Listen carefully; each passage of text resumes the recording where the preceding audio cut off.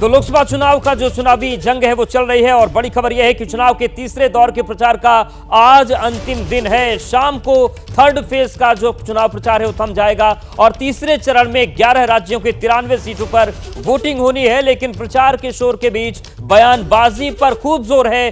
2 चरण का मतदान संपन्न हो चुका है और अब थर्ड फेज की वोटिंग के लिए महज 2 दिन बाकी हैं। इसीलिए आज तीसरे चरण का जो चुनाव प्रचार है वो थम जाएगा और तीसरे चरण में वोटर्स को साधने के लिए सभी पार्टियों ने पूरी ताकत झोंक दी।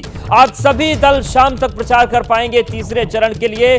तीसरे चरण के लिए 7 मई को वोटिंग होनी है और तीसरे चरण में 11 राज्यों की 93 लोकसभा सीट हैं। तीसरे चरण में कुल 1331 कैंडिडेट मैदान में हैं। तो 1331 जो प्रत्याशी हैं ये आज शाम तक ही जो प्रचार है वो कर पाएंगे। इनके जो पार्टीज हैं वो इनका प्रचार में सहयोग कर पाएंगी और आज शाम को जो तीसरे चरण का मतदान 7 मई को होना है उसके लिए प्रचार का शोर आज शाम थम जाएगा। तो 11 जो राज्य हैं उनकी 93 सीटों पर मतदान होना है और आज शाम इन 93 सीटों पर मतदान का शोर थम जाएगा। हमारे साथ मैनपुरी से जुड़ेंगे संजय त्रिपाठी, बारामती से मृत्युंजय सिंह हमारे साथ जुड़ेंगे, नवसारी से नम्रता दुबे, गुना से रविकांत जुड़ेंगे। आप सभी के पास आएंगे और जानेंगे कि प्रचार के जो आखिरी घंटे हैं उसमें क्या माहौल इस वक्त बना हुआ है। लेकिन इस बीच एक और बड़ी खबर है। आज प्रधानमंत्री नरेंद्र मोदी रामलला के दर्शन करने के लिए अयोध्या पहुंच रहे हैं। आज शाम को पीएम मोदी अयोध्या पहुंचेंगे।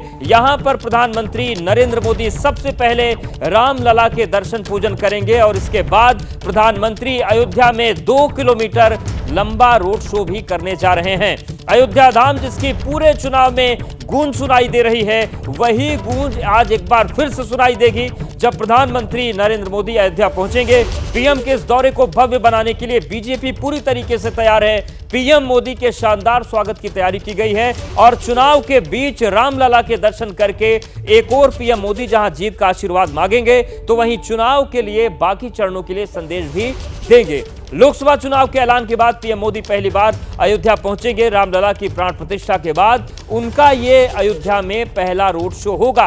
अयोध्या पहुंचने पर सबसे पहले प्रधानमंत्री मोदी प्रभु राम के दर्शन और पूजन करेंगे और इसके बाद बीजेपी प्रत्याशी लल्लू सिंह के समर्थन में प्रधानमंत्री नरेंद्र मोदी रोड शो करेंगे। तो आज शाम को वो पहुंचेंगे और अयोध्या से हमारे वरिष्ठ सहयोगी अभिषेक उपाध्याय जुड़ गए हैं। अभिषेक, चुनावी माहौल के बीच रामलला का जो जिक्र हुआ चुनाव के पहले भी हुआ, राम मंदिर पर तमाम बातें हुई, सियासी बंटवारा देखने को मिला।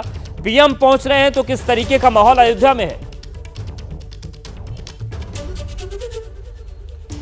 पीएम का अयोध्या पहुंचना चुनाव के बीच में बहुत मायने रखता है। मैं आपको एक तस्वीर दिखाता हूं। देखिए यहाँ पर लिखा हुआ है मर्यादा पुरुषोत्तम भगवान श्री रामचंद्र की पावन भूमि अयोध्या धाम में प्रधानमंत्री नरेंद्र मोदी का हार्दिक स्वागत। तो ये जो मर्यादा पुरुषोत्तम भगवान श्री राम, ये जो इस प्रधानमंत्री के आने से पहले जो ये लिखा हुआ है यही यहाँ का सार है और यही मैसेज है कि अयोध्या में जो राम मंदिर का निर्माण हुआ है उस राम मंदिर के निर्माण का जो प्रभाव होगा उस चुनाव पर, जो माना जा रहा है, उस प्रभाव को ये जो प्रधानमंत्री का आज का अयोध्या का कार्यक्रम है वो एक दिशा देने का काम करेगा। ऐसा बीजेपी के जो समर्थक हैं, नेता है, वो मान रहे हैं। प्रधानमंत्री आकर के 7 बजे पहुंचेंगे, 7 से 7:15 तक रामलला का दर्शन पूजन करेंगे। उसके बाद उनका रोड शो होगा। सुग्रीव किले के पास, टीले के पास से लेकर के लता मंगेशकर चौक तक जाएगा और बात सिर्फ अयोध्या के नहीं, ये बात रामलला के मैसेज को, अयोध्या में राम मंदिर के बनने को, राम मंदिर की प्राण प्रतिष्ठा को पूरे देश भर में ले जाने की, चूंकि ये एक बड़ा मुद्दा रहा है और बीजेपी लगातार ये कहती आई है कि ये उसका कोर मुद्दा और ये उसने इसे पूरा करके दिखाया है। तो प्रधानमंत्री का आना इसी संदेश को प्रतिध्वनित करना होगा कि ये जो बीजेपी का एजेंडा था, जिसके लिए देश देख रहा था, वो बीजेपी ने पूरा किया है और इसीलिए ये बेहद ही महत्वपूर्ण हो जाता है। जी बिल्कुल। तो अयोध्या में अभिषेक लगातार बता रहे हैं तस्वीरें किस तरीके से प्रधानमंत्री पहुंच रहे हैं, तो वहां पर स्वागत की तैयारियां हैं। और चलिए आप सीधे रुक कर लेते हैं अपने और सहयोगियों का और जानते हैं कि किस तरीके की तैयारी है, क्योंकि प्रचार का अंतिम दिन है तीसरे चरण की 11 राज्यों की 93 सीटों के लिए। मृत्युंजय आपके पास आ रहे हैं। बारामती की जंग दिलचस्प है, क्या चल रहा है इस वक्त वहां पर जब प्रचार के आखिरी घंटे बचे हुए हैं? देखिए, देश की जो नामी सीट्स हैं जिस पर सभी की निगाहें टिकी हुई हैं, उसमें से महाराष्ट्र के 48 लोकसभा सीटों में से एक सीट है बारामती की सीट।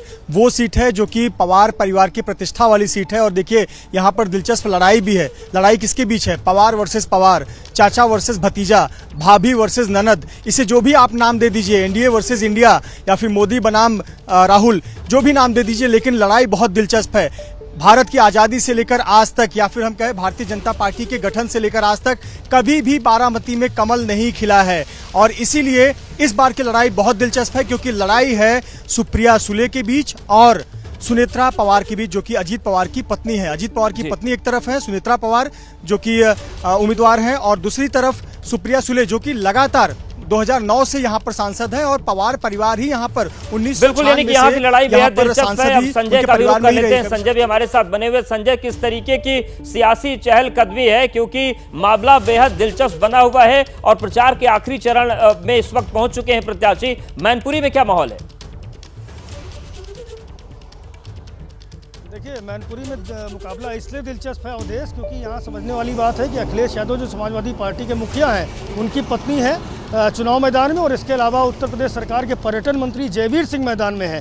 तो ऐसे में ये मुकाबला बेहद दिलचस्प है। दोनों ही दलों ने अपनी अपनी ताकत लगा रखी है। आज चूंकि प्रचार का अंतिम दिन है, ऐसे में देश के प्रधानमंत्री नरेंद्र मोदी मैनपुरी में एक बड़ी सभा 12:30 बजे के आसपास करेंगे, जिसमें जयवीर सिंह के समर्थन में ये सभा होगी। साथ ही साथ चूँकि इटावा में भी कुछ हिस्सा लगता है मैनपुरी विधानसभा का, तो इटावा पर भी निश्चित रूप से प्रधानमंत्री अपनी प्रचार कार्यक्रम को संबोधित करेंगे। और इसके साथ साथ में डिम्पल यादव, चूंकि उन्होंने कल एक बड़ा रोड शो किया था जिसमें अखिलेश यादव भी मौजूद थे, उसके बाद में आज उनके कई नुक्कड़ सभाएं हैं, कई जनसभाएं हैं जिन क्षेत्रों में, चूंकि लगातार कम समय में ज्यादा लोगों तक पहुंचने की कोशिश आज प्रत्याशी और पार्टी की है। नम्रता भी हमारे साथ बनी हुई है। नम्रता, किस तरीके का माहौल इस वक्त बना हुआ है? आप कहां पर हैं और वहां पर क्या रंगत है चुनावी प्रचार की?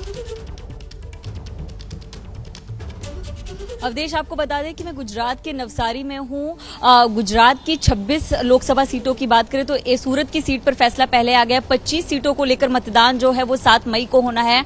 नवसारी की बात करें तो नवसारी में बीजेपी का एक तरफा जो जीत है वो पिछले 3 लोकसभा चुनाव में नजर आई है। चौथी बार देखना होगा कि क्या वही जीत कायम होती है, क्योंकि सीआर पाटिल वर्सेस नौशाद देसाई जो है वो नवसारी सीट से चुनाव लड़ रहे हैं। सीआर पाटिल वो व्यक्ति हैं जो भाजपा के स्टेट प्रेसिडेंट भी हैं, और इन्होंने पिछले साल इतने ज्यादा मतों से जीत हासिल की थी कि इनके नाम पर रिकॉर्ड दर्ज हो गया था, क्योंकि ये सबसे ज्यादा वोट पाने वाले सांसद हैं। नवसारी में जो है भाजपा की तरफ से लगातार रैलियां निकाली जा रही हैं, खासतौर पर लिंबायत और उदाहरण की बात करें तो वहां पर भाजपा के सीआर पाटिल जो है वो अपनी तरफ से रैली निकाल रहे हैं।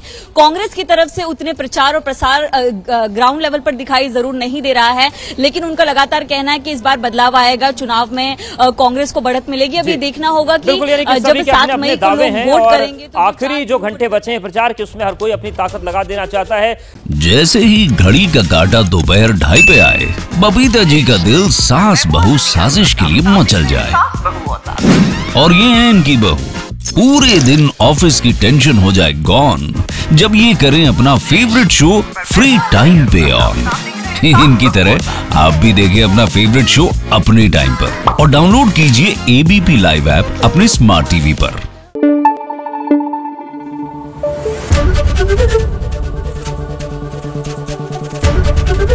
एबीपी न्यूज आपको रखे आगे।